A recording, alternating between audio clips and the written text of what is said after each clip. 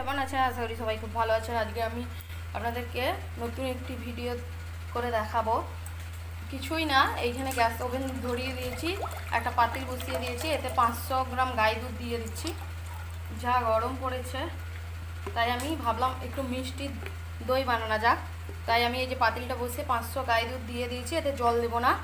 এই দুধটা এবারে ঘন করে ফুটতে দিতে হবে।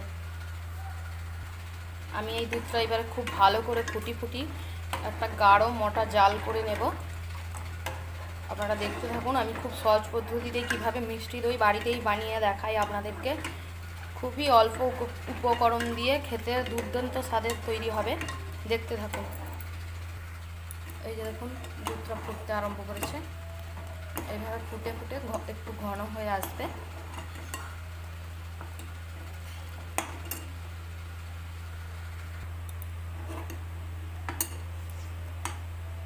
খুব ভালো করে দুধটাকে জাল দিয়ে নিতে হবে।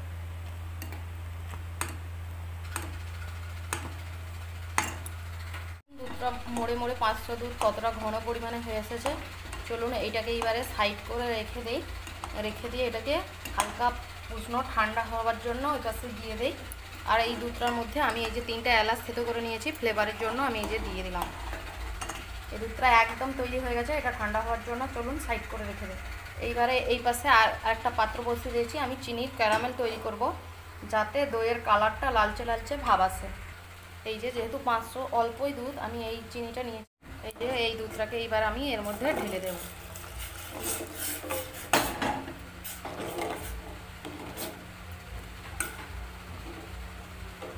এই যে দেখুন কত সুন্দর কালারটা এসেছে।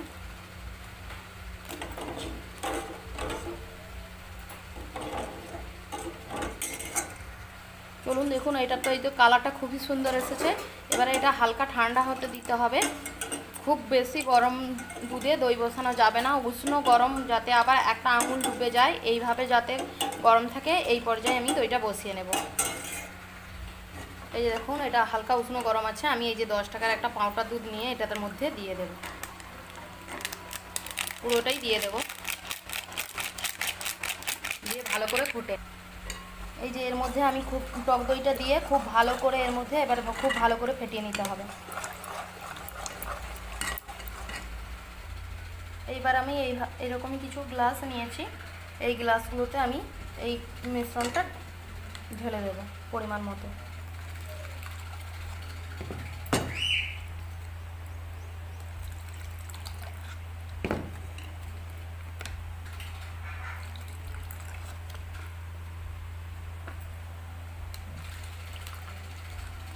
আমি এখানে 4টা গ্লাস নিয়েছি, 4টা গ্লাসে পরিমাণ মতো করে ঢেলে দেব।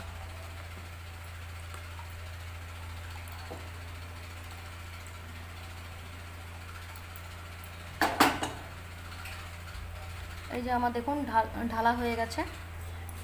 এইবারে আমি এই একটা পাত্র নিয়েছি, এর মধ্যে এইভাবে এটাকে বসিয়ে দেব।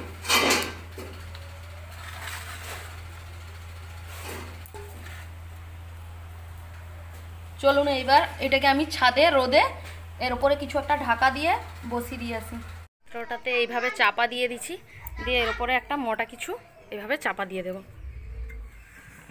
দিয়ে দেড় দু ঘন্টার মতো রাখলে এটা জমে যাবে।